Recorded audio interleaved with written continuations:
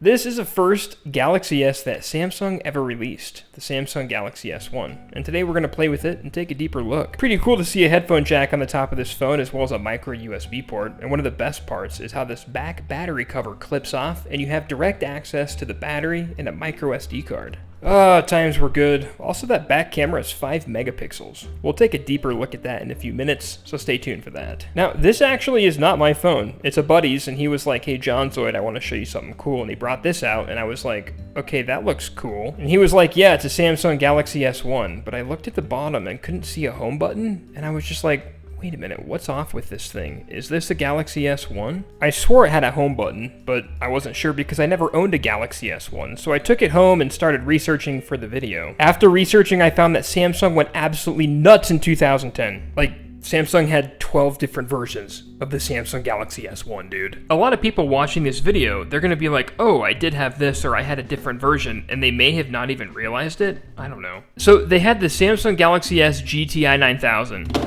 That's like the Galaxy S1 that was supposedly the standard, like the first one released in 2010. Then they had the Galaxy Vibrant, the Galaxy Captivate, which is this one right here. They had the Galaxy Fascinate, the Epic 4G, the Mesmerize, the Galaxy S Showcase, the Galaxy S Pro, the Galaxy S GT i900 III, and then the last one was the Galaxy S Plus, which was released in April of 2011. Some of you probably had this version, but a lot of you had a different version of the Galaxy S1, which is just crazy to me. Anyways, we're gonna turn this thing on, we're gonna look at the operating system, play with some of the apps, take some photos, and just kind of take a drive down memory lane to 2010 and see what we're dealing with here. Okay, first step is to power this thing up. AT&T World Phone. Huh. I don't know why I'm saying world phone, because AT&T definitely was not worldwide at the time. Or maybe they were. Comment below if they know. And also comment the model of the S1 that you had, because I know this is being recommended to you. Oh, 3G! 2010 vibes all the way, baby. Oh, okay, what's happening here? Oh, hey, the Samsung Galaxy S, let's go. I love how AT&T just removed the home button and replaced it with these touch keys. Sorry, not touch keys, navigation buttons, I think. Okay, how do you unlock this thing? I think you just, oh, I love the floating home screen there. That's so cool. Why are simple things like that so cool to me? But we're in, let's take a look around. Slide to the, oh, Pandora. Wow, that's beautiful. Latitude, AT&T navigation, YP mobile. We'll take a look at that in a minute. YouTube. Network error. It's not going to work. It's going to stink. Let's see. Oh, barcode scanner. I remember that. Instant messaging? No way. Google search, memo, media hub, mini diary, mobile banking. That looks safe. Not going to look at all these, but we're going to take a look at a few. You guys are really going to like this. If y'all are seeing any apps that are giving you shots of nostalgia, please comment below. Also, the navigation buttons, they're not horrible. Different, but they're not horrible. And they vibrate when you press on them, so it's kind of fun. Okay, what is the operating system on here? About phone. I actually scrolled past the firmware version because it doesn't say Android, but yeah, it's firmware 2.2. This thing is, this is ancient, but don't worry. It's got 1.49 gigabytes of available space on internal storage. And I did put an SD card in here with some games that were actually 2.2 version applications. So we're in luck. With so little internal storage, don't worry guys, I only got the essentials. Obviously, that would be Temple Run, which I could only play like 6 times in a row before I get really frustrated, as well as Angry Birds. Glad that I had Android 2.2 versions of these games, because these are absolute classics. If you grew up on these games, please comment below. These look wonderful on that home screen. I also enjoy the look of the task manager. It's so old school, and I like looking at all these weird apps like drink recipes. We gotta look at that. Liquor Run Mobile, what is that? PDA Net, oh dude, yes. RAM Manager, 231 megabytes out of 339. Oh, that's crazy. Okay, let's look at Pandora. Okay, if Pandora can launch on this thing, I'm gonna have a heart attack. Pandora, please launch. Pandora, please launch. Oh my gosh. Pandora is going to launch. We're going to be rocking to some music, baby. Come on. Come on. Come on. Okay. Unexpected HTTP error. Come on. This is only a decade old, Pandora. Let's go. Okay, but what about YouTube? YouTube's got to work. Nah, I don't think it's going to work, but we may as well give it a go. There was a problem with the network error.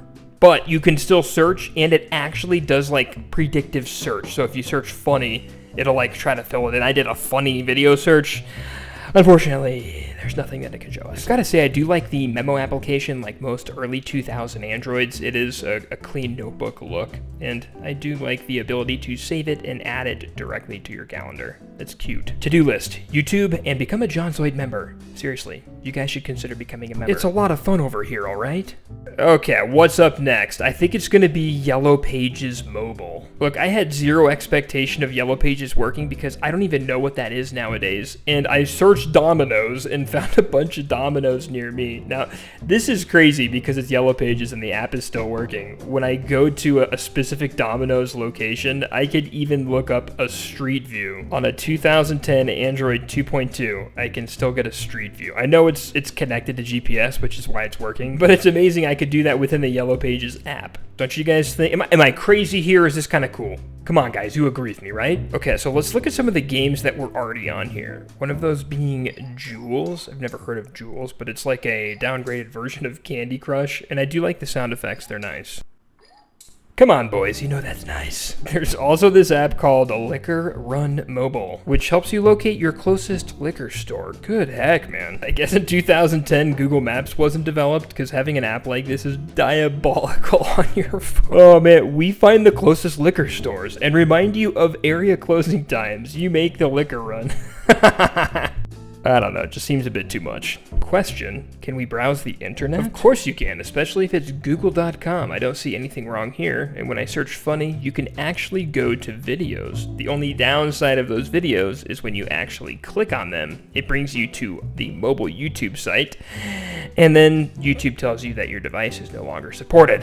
What about mobile banking? It's so cool to see this app because it almost looks beta. Like there's an explore providers option because not every bank was mobile banking yet. Obviously the servers are down, but it's cool to see the application layout. Okay, millennials, you guys are gonna love this because this is why I still have a Hotmail account. Instant Messenger through Hotmail. Holy cow, Yahoo messaging. I didn't use AOL, but look at that, that's so cool. I used to sit on a computer just to instant message my cousins. Absolutely ridiculous.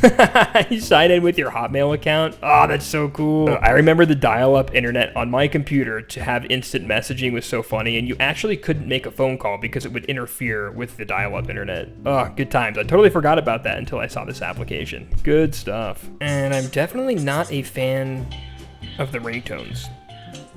Not one bit. Like, what is that sound? Now, the camera is pretty impressive. It's got a 5 megapixel back camera. The only thing is it loads pretty slowly, but it makes sense for the phone being a bit outdated. And it actually takes pretty clear photos. I'm not going to put the photos on the screen just because sending the photos from here to my iPhone is kind of difficult, which is what I'm recording on. But as you can see, the photos are, they're actually pretty good. They're pretty dang good, I'm not going to lie. Decent photos for a 2010 device. And the video is actually really good too. I'm going to post a link of what I was going to use as the intro, but I decided not to put it at the beginning of the video because I don't think you guys like to see my face, but here's what the video looks like. Hey, what's up guys? Jonzoid here. Today we're going to be taking a closer look at the Samsung Galaxy S1, the first Galaxy S that Samsung ever released. By the way, this portion of the video is being recorded on a Samsung Galaxy S1. That's probably why it sounds kind of weird and I'm not as clear as usual. Also, I don't ever show my face, so that's also a thing. For a 2010 smartphone with a 5 megapixel camera, that looks pretty dang good if you ask me. Thanks for watching the video, guys. I had a lot of fun making this video, especially because I haven't had a Samsung Galaxy S1 myself. I started editing this video on August 19th, and the day after that, DankPods released a video about the Samsung Galaxy S1. Crazy coincidence. So yeah, I started editing this video on the 19th and finished up about the 20th, and then DankPods published his video on the 20th. So just wanted to say that I started editing this on the 19th. It's just crazy coincidence that our upload schedules were about the same exact video. Kind of crazy. Thank you guys for being here. Thanks for watching the video. Be sure to join the Discord and consider becoming a YouTube member or subscribing. Want to make sure that you guys see all my videos and really appreciate you being here. All right, see you guys.